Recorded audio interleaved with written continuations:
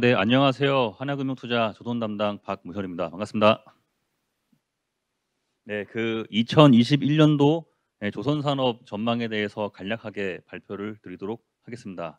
자, 일단은 첫 번째로 사실은 이 한 장의 사진을 보면은 우리가 모든 것을 다 의미를 이제 파악할 수가 있게 되는데요. 자, 이 사진이 VLCC급 탱커 선박이 실제 운항을 하고 있는 그 사진이 되고 있고, 화재가 난 것이 아니라 실제 연료를 태우면서 운항을 할 때 발생되고 있는 뭐 CO2를 비롯한 여러 가지 배기가스에 대한 사진이 되고 있습니다. 자, 아시겠지만 이 선박 연료는 벙커 CU라 그래가지고 크루드 오일 원유를 정제를 해서 나오는 그 여러 가지 그 제품들 중에 가장 마지막에서 두 번째 아스팔트 직전에 나오는 가장 저질의 이 성질의 연료가 되는 것이기 때문에 그것을 그대로 연료로 사용을 하게 되면 당연히 그만큼의 어마어마한 배기가스와 공해 물질들이 발생이 되고 있습니다. 자, 아시겠지만 요즘에는 선진국에서 유럽에서 CO2 감축 규제가 굉장히 강화되고 있죠. 그래서 자동차 산업에서도 전기차, 뭐 연료 전지, 수소 연료 등등 여러 가지 이야기가 되고 있는데 사실 가장 많은 이러한 연료를 사용하면서 가장 많은 공해 물질을 배출하고 있는 선박에서의 변화가 없이 그것 없이 CO2 감축만 주장하는 것은 사실 실효성이 없다라고 말씀을 드리고 싶습니다. 그래서 이 사진 한 장을 보게 되면 왜 조선업이 신규 선박 수주가 나올 수밖에 없는지, 왜 중국으로 수주가 가지 못하고 왜 일본으로 가지 못하고 왜 한국 조선소들이 모든 수주를 받아내는지 이 사진 한 장만 보시면 알 수 있다라고 말씀드리면서 시작을 하도록 하겠습니다. 자, 지난 약 한 96년도부터 한국 조선소 전체 발주량이 아니라 한국 조선소 전체 수주 실적의 이 과거 데이터가 되게 되고요. 2020년 10월까지는 좀 부족하죠.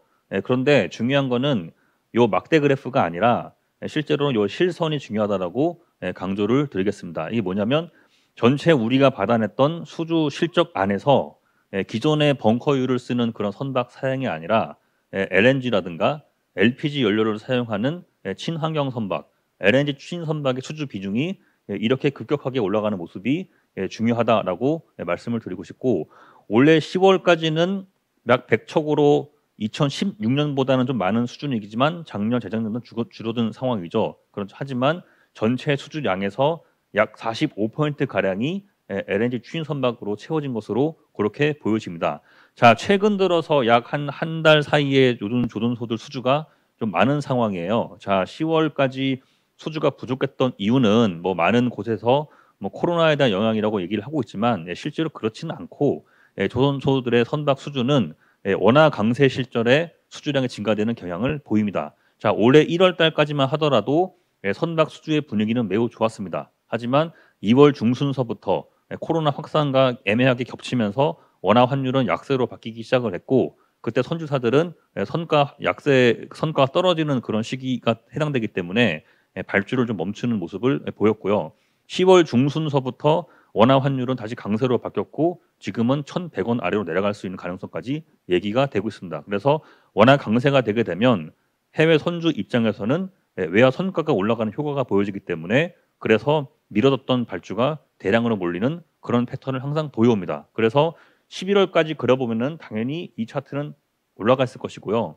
선박 수주가 늘어날수록 한국 외환 시장에서는 선물한 매도 물량이 늘어나기 때문에 원화 강세의 기조는 더 강화되는 모습을 보여주게 되면서 선박 수주가 더 늘어나는 그런 순환 효과를 보여주게 됩니다. 그래서 그런 것들을 감안하면 올해 10월까지 수주량이 뭐 맞냐 적냐 이거 가지고서 뭐 여러 가지 뭐 뉴스 코멘터들이라든가 뭐 타 증권사, 타 연구기관에서 부정적인 의견들이 많았겠지만 별로 중요하지 않고요. 우리가 주목을 해야 되는 것들은 그렇다 하더라도 이 차트 자체는 사실은 그럼에도 불구하고 올라가고 있다. 이것을 우리는 주목을 해야 되고, 최근에 제가 국내 조선소에 계셨던 이제 뭐 경영진들이라든가 기술 중역분들을 만나서 최근 들은 이야기는 지금 우리가 수주를 진행하고 있다거나 수주 상담을 하고 있는 그런 선박들은 100% 사실상 100% LNG라든가 LPG 연료를 사용하는 선박으로 바뀌어가는 뭐 그런 모습을 보여주고 있습니다. 그래서 아마 내년도에는 이게 이제 연말까지가 되고요. 이게 내년도가 대폭 증가가 되겠죠. 근데 중요한 건 이게 아니라 사실상 내년에는 거의 80% 이상이 LNG랑 LPG를 쓰는 연료 선박으로 바뀌게 될 것이고 2022년도 3년도가 되면 이 올라가는 거는 의미 없습니다. 당연한 것이기 때문에 중요한 거는 이 차트가 됩니다. 이것이 사실상 100%가 올라갈 수밖에 없다. 그래서 우리가 주목을 해야 되는 차트는 이 차트라는 것을 다시 한번 강조를 드리겠습니다. 자, 뭐 목차는 이렇게 되고 있고요.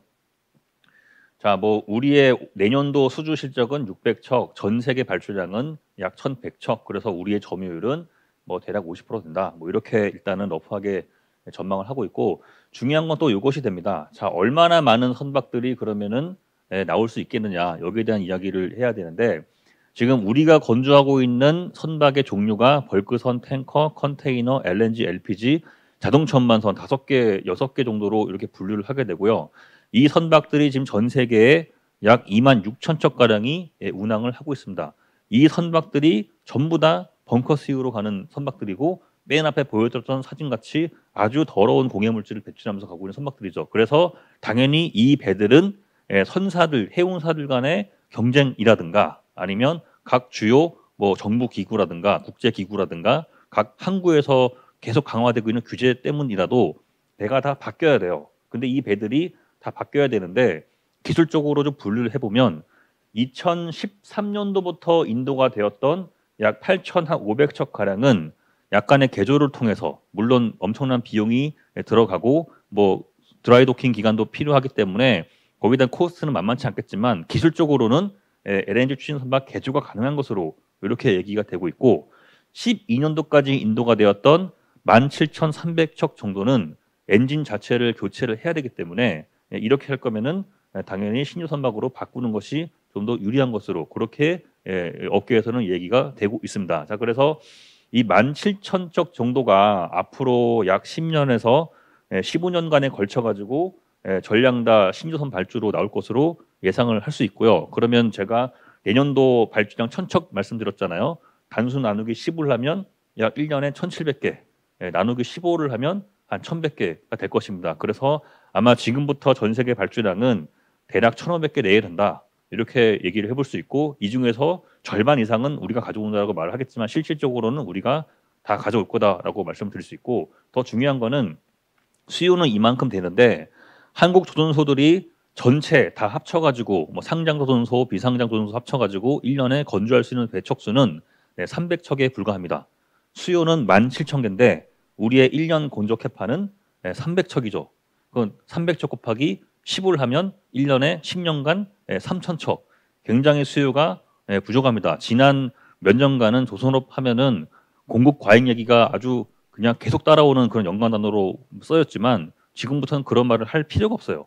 수요에 비해서 한국 조선소가 건조할 수 있는 선박 척수는 사실상 그렇게 많지가 않고 중국이라든가 일본은 기술력이 부족하기 때문에 이 선박들을 원활하게 건조하지 못하고 있는 그런 현실적인 문제들이 계속 드러나고 있는 중입니다. 그래서 당연히 1년만 지나 보시면 내년 이맘때 다시 제가 전망대로 쓰게 되면 아마 오도복 증가도 당연히 말씀을 드리겠지만 우리의 추주 성과가 당연히 지금보다 대폭 올라갈 가능성이 크다. 이렇게 다시 한번 강조를 드리겠습니다. 자, 그래서 현재까지 그 확정적으로 LNG 추진이라든가 LPG 추진으로 사양으로 들어가는 그런 확정적 기술이 확정된 선박의 전체 선박 척수는 우리가 92척 정도를 계약을 했고 그리고 그 LNG 추진 엔진은 들어가진 않았지만 개조를 통해서 약간의 여유 공간을 두는 그런 설계 방식으로 해가지고 그거를 보통 LNG 레디 설계라고 하거든요.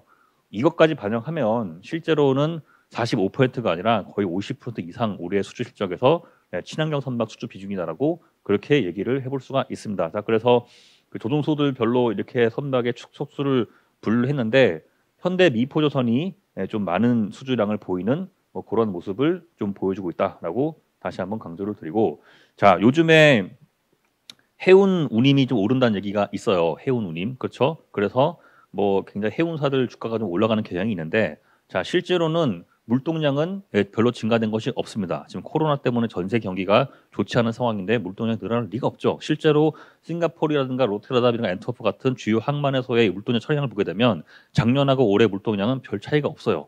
근데 차이가 뭐냐면 선박 항구에 들어갈 수 있는 입항하는 선박 척수가 이렇게 대폭 줄고 있고 싱가포르는 아시아 최대 항구입니다. 올해 2월, 3월서부터 작년 대비해서 입항 선박 수가 거의 40%가량 줄어들었고 이 데이터를 쭉 연결하게 되면 거의 27년 만에 최저치가 떨어지는 모습을 보여주고 있습니다. 이유가 뭐냐면은 중고 선박은 들어오지 말아라라고 각 항구에서 자체적인 로컬 룰로 인해서 계속 그 규제를 높이고 있습니다. 그래서 그 기존의 중고 선박들이 그 뭐랄까 여러 가지 강화되는 규제를 만족을 하면서 계속 운항을 하기 위해서는 뭐 잘 아시다시피 뭐 탈황 정비라고 하는 스크러버를 달든가 아니면 저항유라는 연료를 쓰든가 이런 방법들이 많이 있었지만 실제로는 그런 배들은 들어오지 말아라라고 이렇게 주요 항구에서 계속 규제를 높이고 있는 상황이기 때문에 물동량 자체는 변화가 없지만 당연히 선박 척수가 줄어드니까 당연히 수요 공급 논리로 인해서 운임은 올라가는 그런 모습을 보여주고 있습니다. 그래서 실제로 정확한 이런 데이터를 가지고 얘기를 하면 지금 해운사들은 선박을 전량 다 교체를 해야 되는 그런 위기에 봉착해 있는 것으로 볼 수 있고 그건 반대로 조선소에게 상당한 수주 물량이 될 수 있는 기회가 된다. 이렇게 또 한번 얘기를 해볼 수가 있습니다. 자, 그래서 뭐 현재까지 각 선종별로 한국 조선소들이 뭐 점유율은 선종별로 다 반절 이상씩 우리가 가지고 있는데 뭐 5년, 10년 지나가면은 제가 보기엔 다 100% 될 것 같아요. 왜냐하면 우리 경쟁력 없기 때문에 이렇게 말씀을 드릴 수 있고 자 이것은 이제 국가별로 CO2 배출량을 이제 비교를 해보면 해운 산업이 국가별로 비교하더라도 거의 6번째 순위가 되고요. 한국보다 더 많은 CO2를 총량을 배출을 하고 있습니다. 그래서 그 여러 가지 뭐 유럽이라든가 미국에서 뭐 파리 기후 협약 변약 그렇죠? 그리고 도쿄 의정서 등등 여러 가지 그 환경에 대한 규제들이 많이 있었었는데 그게 그동안 실효성이 좀 없어 보였던 이유 중에 하나가 국가에다가 바로 규제를 감축을 해라고 이렇게 드라이브를 걸어버리면 각 나라가 사실은 말을 잘 들을까요? 안 듣죠. 반발하고 뭐 이렇게 합니다. 뭐 정치적인 뭐 논쟁으로 이끌어버리고 이렇게 하게 되기 때문에 실질적으로는 각 산업에다가 규제를 직접 적용해버리는 것이 오히려 이제 실효성이 높은 것으로 볼 수 있죠. 그래서 당연히 각 나라들도 CO2를 줄여야 하는 감축 의무들도 가져가겠지만 산업별로 보게 되면은 해운 산업이 가장 많은 CO2를 배출을 하고 있고 항공 산업이 두 번째입니다. 그래서 항공기와 해운화에 대한 항공기 교체라든가 선박의 교체에 대한 이야기가 앞으로 엄청나게 늘어날 수밖에 없다. 이렇게 또 한번 정리를 해보도록 하겠습니다. 자, 그래서 실질적으로 자 그러면 정말로 선박을 보유하고 선박을 발주하는 이 선주사들 입장에서 그 교체를 할 것이냐 그것도 한번 얘기를 해야 되잖아요. 근데 실제로 로테르담이라고 하는 유럽에서 1등 항구 주유소 개념을 갖고 있는 이 벙커링 항구에서 선박 연료 판매량을 보게 되면 지난 한 4년간 LNG 연료 판매량이 이렇게 거의 2년 사이에 20배 올라가는 모습을 보여줬고 기존의 선박 연료였던 벙커CU는 오히려 판매량이 내려가고 있죠. 그리고 가격이 좀 높지만 황이 좀 적게 들어갔다고 하는 저황유 이거를 쓰고 있는 것도 결국은 내려가고 있습니다. 이유는 저황유를 쓰면은 엔진이 망가져요. 엔진이 망가지게 되고 이거를 쓰려면은 스크러버를 달아야 되는데 항구에서 입항을 막고 있고 그래서 실질적으로 선주사들은 이미 선박 연료를 석유에서 LNG라든가 LPG로 바꿔버린 상황이기 때문에 이런 것들이 지금 선박 수주의 상담이라든가 신조 계약에 이미 반영이 되고 있는 것으로 정리를 해볼 수가 있습니다. 자, 그래서 결국은 한국 조선소들이 지금부터 약 10년간 어마어마한 수주량을 받게 될 것이고 그러면 당연히 실적이 이렇게 좋아지게 되겠죠. 자, 마지막으로 뭐 종목 세 가지를 말씀드리면 일단은 뭐 순서를 바꿔가지고 현대미포조선이 아마 2013년도에 엄청난 그 퍼포먼스를 보였듯이 이번에도 2021년도에는 현대미포조선이 가장 좋다라고 말씀을 드릴 수 있습니다. 오늘 목표 주가는 어제 6만 원으로 제가 올렸습니다. 그래서 현대미포조선이 왜냐하면 전 세계 선박의 절반이 중형 선박이고 중형 선박, 노후 선박이 제일 많습니다. 그래서 현대미포조선 수주량이 제일 많을 것이다. 두 번째로는 대우조선해양 대형 선박도 당연히 바뀌어야 되겠죠. 자, 마지막으로 주요 기자재 업체인 동성 화이텍도 상당한 수요가 있을 것이다. 이렇게 정리를 하도록 하겠습니다. 자, 이것으로 발표를 마치도록 하겠습니다.